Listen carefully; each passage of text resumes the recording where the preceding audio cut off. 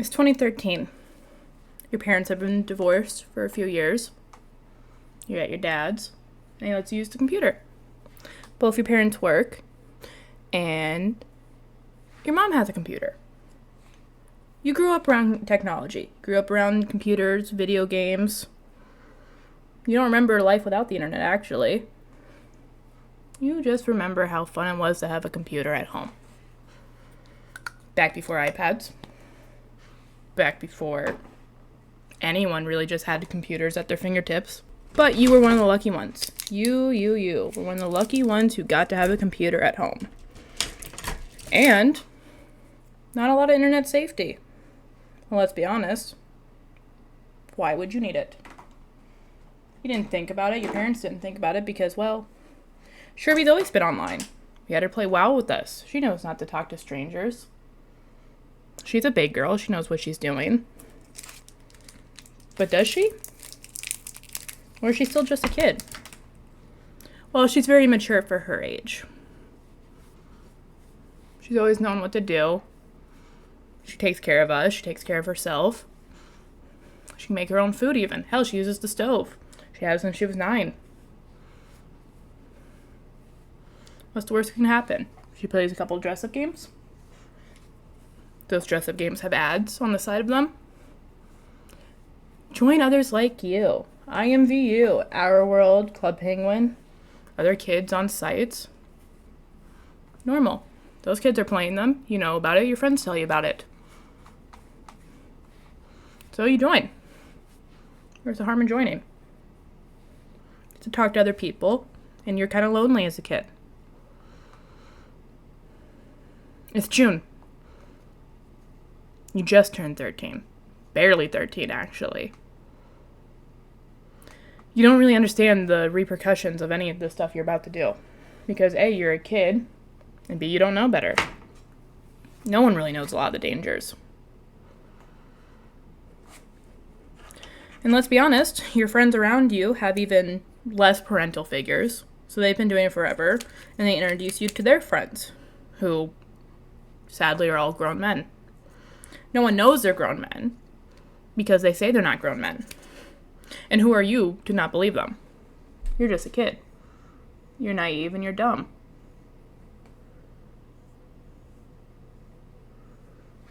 So, harmless conversation. Some are really nice. You played a lot of the mini games on these sites. Not really any age verification yet, so anyone can join. And they don't really care. They don't care about your well-being. They never have. Those sites never will. You're just a way for them to get people to sign up for their paid subscriptions or gems or whatever they're trying to sell for kids to get money from their parents. Who cares if it's also adults on there? Now, luckily, for the first few years of that, there's not really a big social media boom yet. Plus, you don't have a smartphone, so you're one of the lucky ones. Until your friends introduce you to Skype, which can be on any computer, anywhere. And it may be a janky piece of shit, but, you know, it works.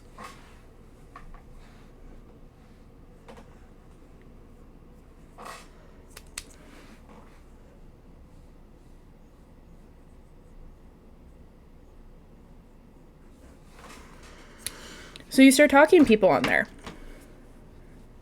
Becomes routine. Just like doing your makeup. You get up. Someone's constantly wanting attention on there because they're sad and lonely in their own lives. And you're a kid. So you're easy to manipulate. And let's be honest. Your parents are working all the time. Or they're dead asleep because they both work third shift. It's not like they're over your shoulder looking at the stuff you're looking at. So your mom does find out. Because your Skype is logged in on her laptop. She sees the messages. She sees how creepy they are. She sees how creepy the guy is. And immediately is like, hey, that's not a child. The good thing she does is delete your account. The bad thing she does is she sits and blames you. Because how could you let this happen to yourself, Sherby? Don't you know better? I mean, we taught you to know better, didn't we? We told you not to talk to strangers. And no matter how many times you say, but Mom, they're not strangers. They're friends with my friends. She doesn't care. She's scared. What mother wouldn't be scared? But an adult wouldn't be scared in that moment because there's not a roadmap. They just know adults are creepy to little kids. So you get in trouble. You'll get grounded instead of therapy or talking to an adult. You just get in trouble. And you think that's it. That's the end of all of that. Your cousin's in high school, and she helps your mother delete the account and looks through the messages and doesn't love how your mother handled it. So she tries to sit and talk to you. But she's also just a kid. An older kid, but she's still a kid.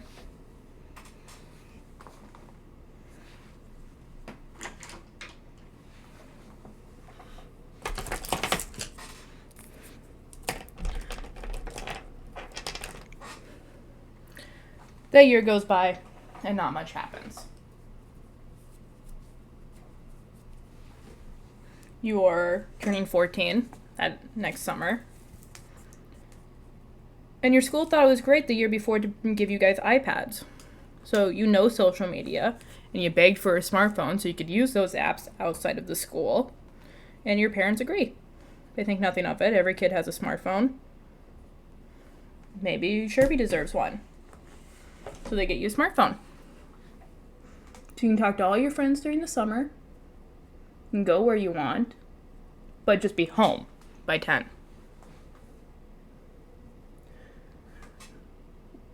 The boys next door are around all summer. They notice you. They notice that you're growing and you're not like a little girl anymore. At least to them. They're all in high school, way above it. Have been in high school for a good minute. And they know what they're doing. And you don't. So you think, well, I've known them for years. I slept over at their house. I babysit their little sisters. What's the worst that could happen? They're my friends, right? Until they're not. Suddenly, you're not just the girl next door. You're not just the annoying little kid next door. You're a girl, an actual girl to them. And at first you like it. You're like, oh wow, they're giving me attention. I didn't get a lot of this. I don't get a lot of this from the boys in my own grade. They all think I'm weird. They think I'm odd. And you just think, this is nice. And then suddenly, talking to them becomes your summer. Another routine. Just like doing your makeup.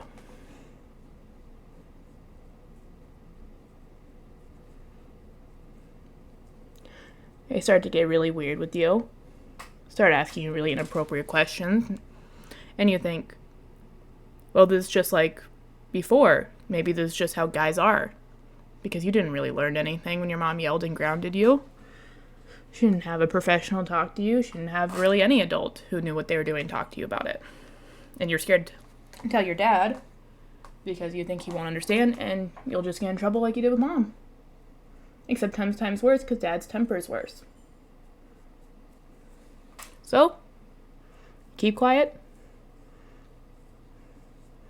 You feel uncomfortable. You're not sure how to handle it because, well, again, a child.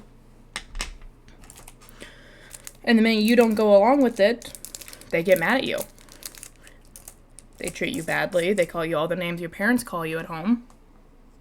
So you think, oh God, I did something wrong, just like before. I fucked up. Because that's what you learned from that previous situation. And every situation that involved a grown man being creepy, I fucked up.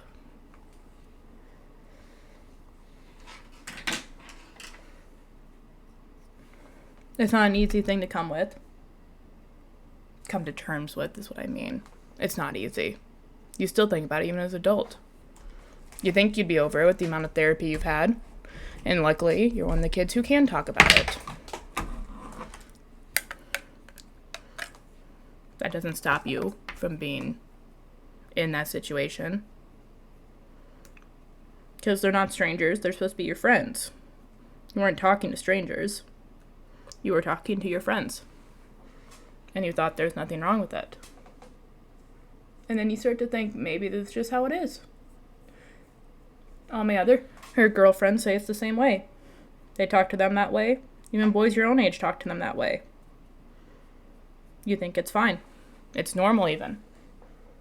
It's just another routine. It's not normal. It's not a normal routine. It's a terrible feeling. It's you feeling nauseous in your own body because of how someone talks about it. It's you feeling so much more grown up than you actually are because everyone around you says you are. You're not grown up. You're not mature for your age. You're a child. Almost a baby even to some people. Your mom doesn't even let you wear revealing outfits and somehow you're still seen as a slut at school because of how your body is shaped.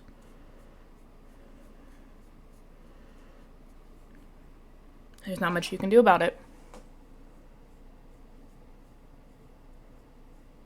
So suddenly, you have someone telling you everything you've ever wanted to be told. Kind of listen. Oh, I am mature for my age. Oh, I am smart and I'm pretty, and it's nice to hear that. It was nice to be told that. Well, he's telling me all these things I agree with. He must be right about things. Maybe I should listen. They're not right. They know what they're doing. You're young and you're easy to manipulate. And sadly, still at that point in time, boys will be boys is still a term. Still a phrase. Almost a rule book where you live. Because even with the access to the internet, we're still behind on the times. So, once again, you were groomed. Told to dress a certain way, act a certain way, date certain people, don't date certain people.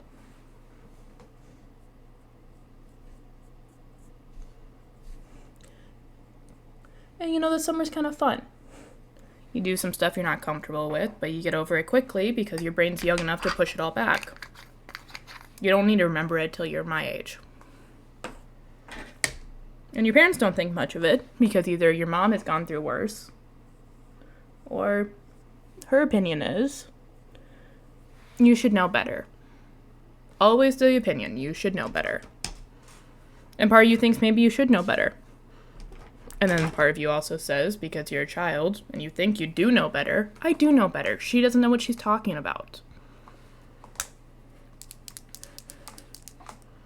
And you've always been self-sufficient, self-independent, even as a little kid.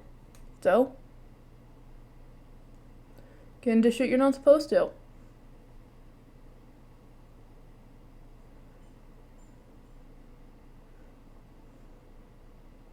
Then after that summer of hanging out with them the whole time, you join high school.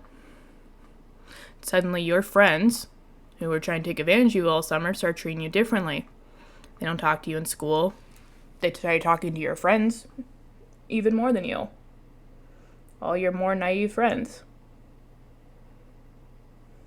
You don't think much of it at the time. You look back and you feel shitty.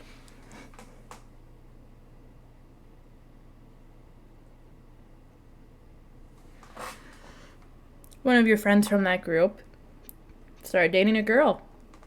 And you're confused because he always said, well, you're in middle school still, so it'd be weird to date you. But you're no longer in middle school, so why can't he date you? He's a junior, you're a freshman. It's not that weird. All his friends are starting to date the freshmen. Why not you? But it's fine. You're good friends. You're actually like his little sister is what he tells people. And big brothers don't talk to the way he talked to me, to their little sisters. You don't sit on the phone hours at night with them. You don't ask them inappropriate questions through truth or dare and say, well, we're just friends. It's normal. This is what me and the guys talk about. You're one of the guys, aren't you?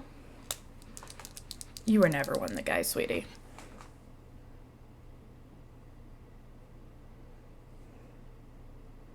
And so you just let it go. Well, he's an asshole. He never really wanted to date me, but he's my friend, and he's just stupid, so I'm going to let it go, right?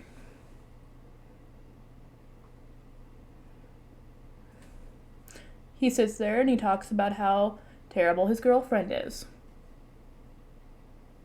How she doesn't put out, she doesn't do this, she doesn't actually care about me. And you sympathize with him. He's your friend, why would he lie to you? When you look back and realize all he's ever done is lied to you. So, another routine. Up all night on the phone with him, and his girlfriend hates you for it. But you don't think anything of it. Because he's just your friend, and she needs to stop being crazy, like he calls her. She's not crazy. Maybe a little shitty to him, but he's a bad boyfriend too. Why do you ever think he'd be a good boyfriend to you? So, you stay friends with him,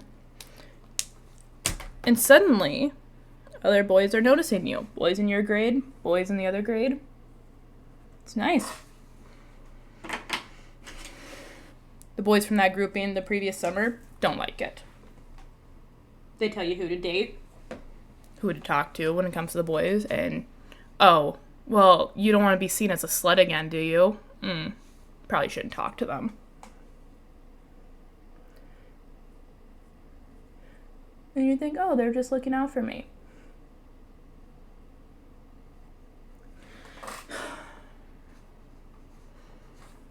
One of their friends keeps continuously trying to grope you because, well, every girl your age is doing this.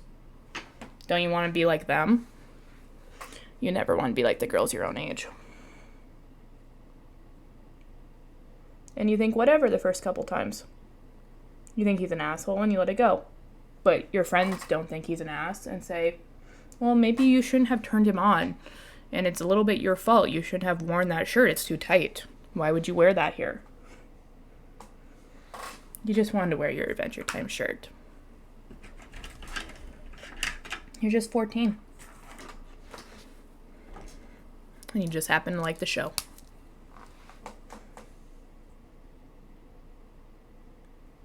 You don't wear the shirt again for a little bit. Like months, actually. You only wear it home when you do wear it after that. So, that's just 14. You turn 15. You're going through high school. And a lot of the guys say the same stuff. You meet a boy who doesn't talk that way. And you feel comfortable with him. So you think you're fine. For the next few years. Then you're an adult. You're going to college. Trying to be an adult. And you enjoy the quiet and the peace. And then suddenly, you're seeing everything you went through new eyes. You're not seeing it through the naive eyes of a 14-year-old. You're seeing it through a 20-year-old's eyes. Just like your cousin did when she was in high school and was starting to see what was happening to you.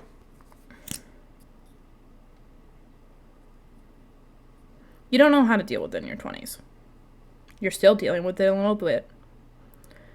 And you start to see all these parents freak out over all these sites. Roblox, Facebook, Snapchat, Discord. And you're thinking, well, we've been saying for years the shit we went through on there. Did they listen? No. They didn't. Because what they heard was, oh, this kid was on this site when this happened. Well, my kid's not on that site, so it's not going to happen to them. Problem solved, right? Except it's not just one site. It's not just one person. It's not just one victim. It's everywhere. Because the internet is a dangerous and scary place, And for 20 years now, people have been preaching about it not being for children. But you think you know better. Just like I knew better. Just like they knew better. Just like my mom knew better. You think you know better, and you don't. So what to do? You saying I'm a bad parent? You're saying I should have done something more? No. I do think you should have listened. And I do think you can help your kids now.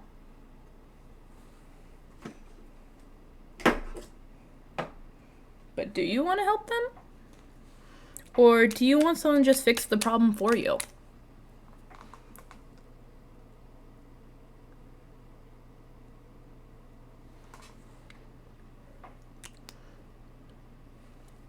That's a good question. Do you want someone to fix it for you? Or are you going to fix it yourself? Are you going to be a parent? Or just blame the website?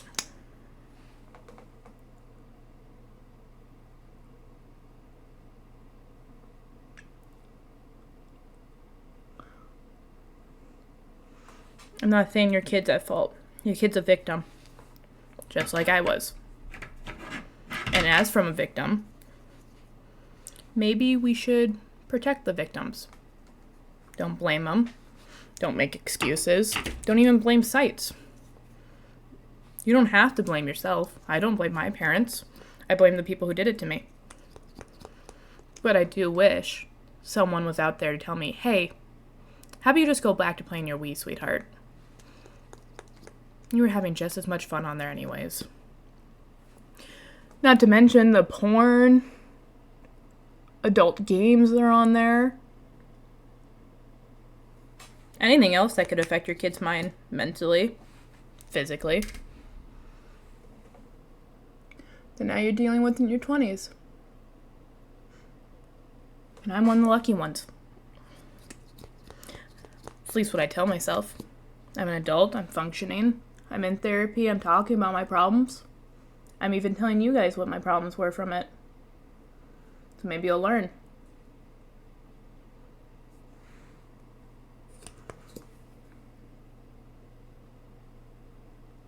Are you going to learn? Or is your kid going to end up like me? If not worse. Well, what's their routine going to be? Talking to strangers online? Letting men, or maybe even women, take advantage of them? Are they lucky enough to just have makeup as their routine? My name's Princess Sherbert. Thank you for watching.